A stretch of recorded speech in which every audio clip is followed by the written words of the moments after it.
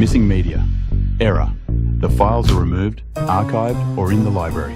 These are recommended reading, viewing, and listening. Not trying to be biased in any sort of way at all. However, I would be foolish not to first and foremost say that anyone that is watching this video right now or watching this segment of a video, I would definitely recommend that you watch every video within the Citizens of Reality series, because that is where you're going to have an opportunity to become aware of those things, especially right now, that would be beneficial to yourself as well as, if you are an African in America, to our overall community. It's going to give you some very beneficial insights on things, and ideally it's going to spur you to look into and research different things and different topics on your own, and just see how vital and necessary it is for us to do our own research. Prior to making this video, and I don't know what time it is right now, however, at the time of recording this video, it's still relatively early as far as Kamala Harris being presented as the Democrat nominee or candidate to oppose Donald Trump for the next current presidential election. It's yet to be known if that's going to be official, because the Democratic convention has not taken place yet. However, I just recently saw a segment or a video where I believe she was at Jackson State University, if I'm not mistaken, or I'm guessing some HBCU, and the keynote aspect of it was having Meg Thee Stallion at this presentation. And I find it very difficult, and I'm really struggling to understand how having, granted, an African American female entertainer, how having her twerk and perform a variation of one of her rap songs, what is that doing? What is that doing for the community? What is that showing me as why Kamala Harris should be the next president of the United States? Where is the policy? What are you going to do for the community? Where is the discussion about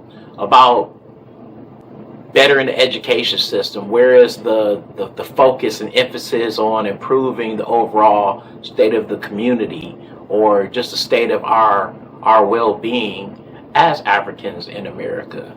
Or once again, do you want us just to wave our hands and shake and sing happy songs and let 4 more years go by with no issues that are harming our community being addressed at all? So I would just say, look at things like that. Look at things and have a desire and a focus on anything that's going to make you and I and the community and ultimately this country and the world better overall. And I believe that a foundational point of that would be checking out the Citizens of Reality series and those recommendations that you hear, not only from me, but for other individuals that have presented in the videos.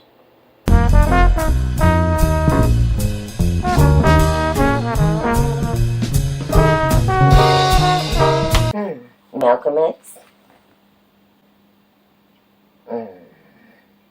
What is up, all my readers out there? You're here and we're gonna do another black book review, but today I have 5 gems that belong in your bookshelf. With my first book, we have Post-Traumatic Slave Syndrome by Dr. Joy DeGruy. I met this sister. I'm gonna go on record. She has a beautiful mind, very intelligent. She goes back and she analyzes the behaviors that black people had to use to survive through slavery and how those behaviors still exist in our culture today. So I'm not gonna give you any spoilers on this book. Go pick it up. Our next book, Powernomics by Dr. Claude Anderson. This book focuses on the economic aspects of what we need to do to keep the dollar in the black community and how to rebuild Black Wall Street, Tulsa, Oklahoma, Rosewood, these places of black economic growth. He doesn't leave anything on the table. All right, if you know me, you know I'm gonna have this on here. This is The New Jim Crow by Michelle Alexander. I have a black book review that goes in depth about this book and why it's important, but long story short, mass incarceration. There's a silent war being waged outside your doorsteps. Millions of black men are getting thrown away in prisons. Millions of our black youth are getting hit with felonies and not being able to economically compete. I have another gem.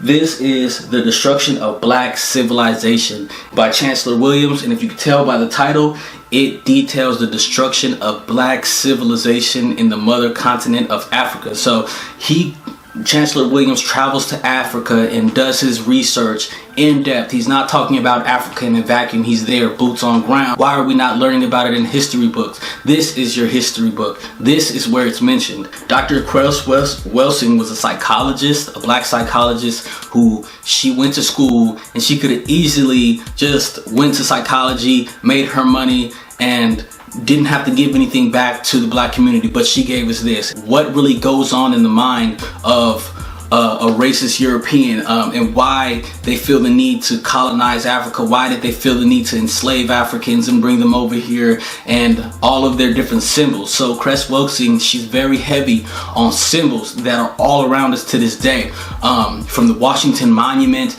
to missiles to colors to games. She looks at it she gives it a psychological analysis that will have you on the edge of your seat. All right.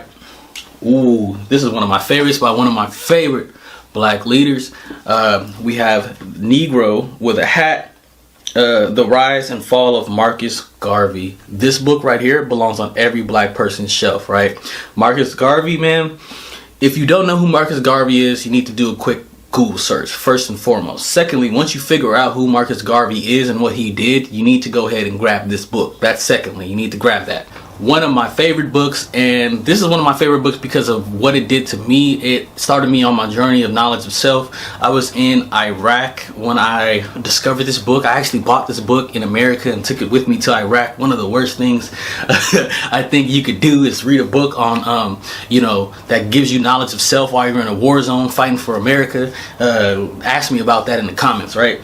So, Up Against the Wall, Violence in the Making and Unmaking of the Black Panther Party. So we're going to talk about COINTELPRO in here. We're going to talk about some of the crazy things that happened against the Black Party and some of the beautiful things that the Black Party did for the black community. Assata, an autobiography. Y'all know who Assata Shakur is?